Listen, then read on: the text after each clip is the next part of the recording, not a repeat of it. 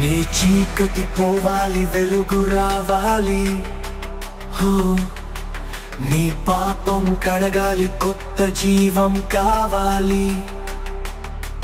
ప్రభు దారి చూపిస్తాడు, ఆశను ఇస్తాడు, నీ హృదయం మారుస్తాడు, నీకు ప్రేమను ఇస్తాడు.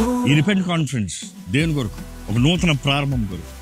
మీలో ఎంతోమంది మీరు తెలియజేసిన ప్రార్థన భారాలను బట్టి ఎంతో భారముతో దేవుని సన్నిధిలో ఏం చేయాలి, ఎందుకంటే ఎంతోమంది ఉన్న సమస్యలు, పోరాటాలు, మీరు సతమతమవుతున్న విషయాలు చూసినప్పుడు వాట్ కెన్ బి డన్, ఏం చేద్దాం అన్నదప్పుడు ఒకటేనండి, మీరు ప్రార్థన చేయాలి.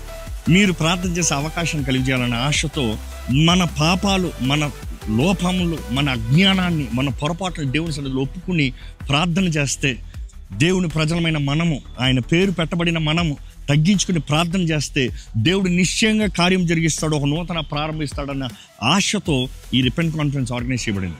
ఓ ప్రభువా, నీ కృపతో మాకు తెచ్చి, నీ ప్రేమలో నన్ను నింపి, నీ క్షమతో నన్ను నడిపి, నీ దారి నాకు చూపవా. 3 రోజులు బలమైన ఆరాధన, దేవుని వాక్యం ద్వారా మనం సరిదిద్దుకునే వాక్యములు, అదే రీతిగా దేవుని సన్నిధిలో ప్రార్థనతో, విజ్ఞాపనతో బలమైన విడుదల, జయము, స్వతంత్రత కార్యాలని పొందుకుందాం. మీ భారాన్ని తీసుకుని రండి, దేవుని పాదాల దగ్గర పెట్టి ఆయన ఇచ్చే స్వతంత్రతతో ఇక్కడ నుండి వెళ్దామండి. ఈ స్థలాన్ని ఇప్పటికే ఎంతో ఆశతో, ఎదురు చూపుతో సిద్ధపరుస్తున్నామండి. ప్రార్థనతో దేవుడు కార్యం జరిగించాలని ఎంతో ఎదురు చూపుతూ ఉన్నాము. మీరు కూడా ఎదురు చూపుతారండి. ఎదురు చూపు కలిగిన వారి జీవితంలో దేవుడు నిశ్చయంగా కార్యం జరిగిస్తాడు. అదే సమయం అవసరతలు ఉన్నవారు, పోరాటాలు ఉన్నవారు, మీకు తెలిసిన బంధుమిత్రులు, స్నేహితులు ఎవరైనా సరే, వారికి ప్రార్థన సహాయం కావాలంటే వారిని కూడా తోడుకుని రండి. వారు దేవుని సన్నిధిలో జతపరచబడాలంటే తోడుకుని రండి. వారి జీవితంలో ఒక ఆశీర్వాదకరంగా మీరు మారండి. Come let's pray together. దేవుడే నిశ్చయంగా తగ్గించుకున్న వారి జీవితంలో కార్యం జరిగించినట్లుగా ఎదురు చూద్దాము, ఆశపడదాము.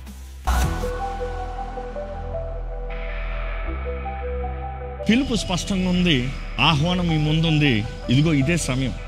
వాక్యం తెలియజేస్తున్న రీతిగా ఇదే అనుకూల సమయము, నేడే రక్షణ దినము. ఇదిగో రాజు పిలుస్తున్నాడు, స్పందిస్తారో చూడండి. నన్ను నిలుపు ప్రభు,